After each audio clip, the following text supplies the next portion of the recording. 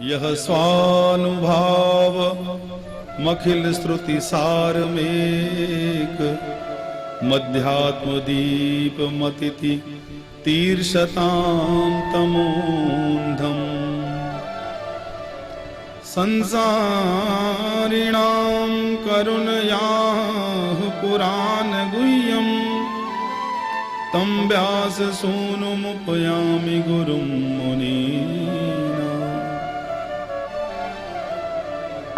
यह श्रीमद् भागवत वैसे तो अत्यंत गोपनीय पुराण है, इसके अंदर बड़ा रहस्य छुपा हुआ है, लेकिन आप सब लोग पात्र हो इसलिए आपसे छुपाने योग्य कोई वस्तु नहीं है। यह श्रुति का सार है, वेदों का सार है और अध्यात्म का जलता हुआ अखंड दीपक है। जो भी इस दीपक के संसर्ग में आ जाता है उसका जीवन भी प्रकाशमान हो जाता है और संसार के जीवों पर करुणा करने की भावना से व्यास नंदन ने इस अमृत को बांटा है। उनके पावन चरणों में हमारा बारंबार नमस्कार है। फिर नारायण भगवान श्री हरि जो इस पुराण की वास्तविक वस्तु हैं, उनके चरणों में प्रणाम है। नरों में जो सर्वोत्तम हैं, नर नारायण भगवान को प्रणाम है। देवी सरस्वती माता को बार बार प्रणाम वंदन है कि वही स्वर्ग के रूप में हमारे अंतःकरण में विद्यमान हैं और भगवान की लीलाओं को गाने के लिए उन्हीं के अंदर सामर्थ्य है। वही जब सुनने की एकाग्रता प्रदान करती हैं तभी कोई भगवान की लीला सुन भी सकता है, कथा श्रवण भी कर सकता है। इसलिए देवी सरस्वती को प्रणाम है जो विद्या देने वाली, ज्ञान मार्ग पर अग्रसर करने वाली हैं। वेदव्यास जी महाराज के चरणों में बारंबार प्रणाम है जो स्वयं श्री भगवान के अवतार ही हैं। देवीं सरस्वतीं व्यासं ततो जयमुदीरयेत् यतो भक्तिरधोक्षजे अहैतुक प्रतिहता ययात्मा संप्रसीदति। जिसने मानव जन्म ले लिया है उसको चाहिए कि वो भगवान की ऐसी भक्ति करे, कैसी? अहेतु की भक्ति करे, जिसमें कोई लालच ना हो, जिसमें कोई स्वार्थ ना हो। परमार्थ के कारण वो भगवान की भक्ति करे, निस्वार्थ भावना से भक्ति करे। ऐसी भक्ति से परमात्मा भी और आत्मा भी दोनों प्रसन्न हो जाते हैं। ययात्मा संप्रसीदति सवै पुंसाम परो धर्मो। व्यक्ति का वही तो धर्म है। जिसने इस संसार में जन्म ले लिया है उसके लिए बड़े गंभीर प्रश्न खड़े हैं। प्रश्न नंबर 1, कहां से आया है? प्रश्न नंबर 2, किसका है? प्रश्न नंबर 3, कहां जाना है? ये इन 3 प्रश्नों की प्रत्येक व्यक्ति को जीवन पर्यंत खोज करनी चाहिए कि वो है किसका, किसका अंश है। ईश्वर अंश जीव अविनाशी चेतन अमल सहज सुख राशि।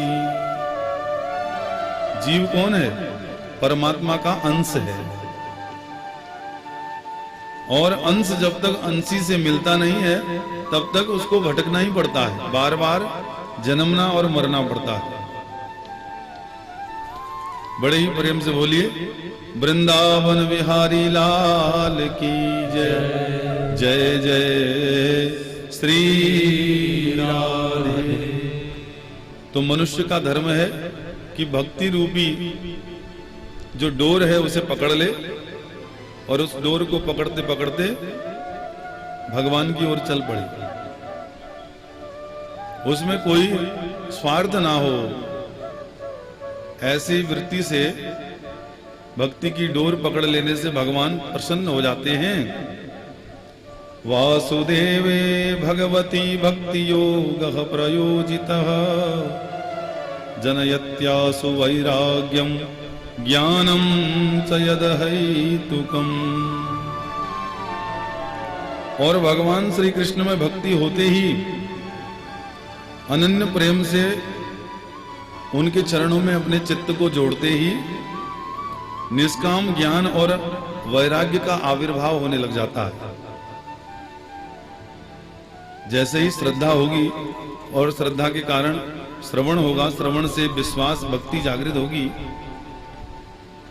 तो भक्ति भगवान के चरणों में जब हो जाती है, प्रेम जब लग जाता है, तो उस भक्त के जीवन में ज्ञान और भक्ति का आविर्भाव होने लगता है। फिर उस ज्ञान और वैराग्य के मार्ग से वह उस सुख राशि परमात्मा तत्व को प्राप्त कर जाता है, जिसको प्राप्त करने के बाद संसार रूपी दावानल में फिसलना ही नहीं पड़ता। फिर तृष्णा मिट जाती है, कामनाओं का दमन हो जाता है, क्योंकि भगवान पूर्ण काम है। उनकी प्राप्ति के बाद कुछ प्राप्त करना शेष नहीं रह जाता। कामना तब तक बनी रहती है जब तक मनुष्य माया के प्रभाव में रहता है, और जब माया से ऊपर मायापति के चरणों में लग जाता है तो फिर माया का प्रभाव गौड़ हो जाता है। फिर वो जैसा चाहता है, क्योंकि अंतःकरण में भगवान विद्यमान है, वैसा वैसा संयोग उसको प्राप्त होने लगता है। तो धर्मवान व्यक्ति को चाहिए कि वो जीवन पर्यंत ज्ञानमयी ज्ञान रूपी अनुष्ठान अपने जीवन में करे, श्रद्धा और भक्ति की आहुति देकर के भगवान को प्रसन्न करता रहे। उनकी प्रसन्नता का मतलब है कि व्यक्ति कभी भी दुराचार नहीं कर सकता, व्यभिचार नहीं कर सकता, क्योंकि वो भगवान सत्य रूपी परमात्मा से मिलना चाहता है। उसके अंदर उनके मिलन की अत्यंत उत्कंठा है, और उस सत्य के प्रभाव को व्यक्ति जानता है। इस मृत्यु रूपी जगत की भी जो छवि है वो उसको समझ चुका है, इसलिए वो ज्ञान वैराग्य की रस्सी को पकड़ करके ईश्वर तक पहुंचना चाहता है। और जब वो ईश्वर तक पहुंच जाता है, उस डोर को मजबूती से पकड़ लेता है, तो उसके जीवन में प्रतिपल ज्ञान यज्ञ प्रारंभ हो जाता है। और जीवन पर्यंत ऐसे श्रद्धा रूपी अनुष्ठान को करने से भगवान प्रसन्न हो जाते हैं। जिस व्यक्ति के जीवन में ऐसा नहीं होता, नोत्पादयेद् यदि रतिम श्रम एव हि केवलम, जिसके हृदय में इस प्रकार की वृत्ति के द्वारा भगवान के चरणों में प्रेम नहीं होता, तो जो भी जीवन में उसके द्वारा होता है श्रम एव हि केवलम, केवल कठिन परिश्रम ही हुआ है और कुछ नहीं हुआ। पसीना खूब बहाया, लेकिन अंत में मिला कुछ भी नहीं। जैसा आया था इस जगत में वैसा ही जाना पड़ा। तो रे मन ये 2 दिन का मेला रहेगा, कायम न जग का झमेला रहेगा। ये जो संसार रूपी मेला है, ये श्वासों की उपस्थिति तक है, और श्वासों की डोर किसके हाथ में है? परमात्मा की। तो वो जब चाहे इसको खींच लेगा। कोई जानता है कि कब तक निश्चित रूप से मेरी श्वासें चलेंगी? कोई नहीं जानता।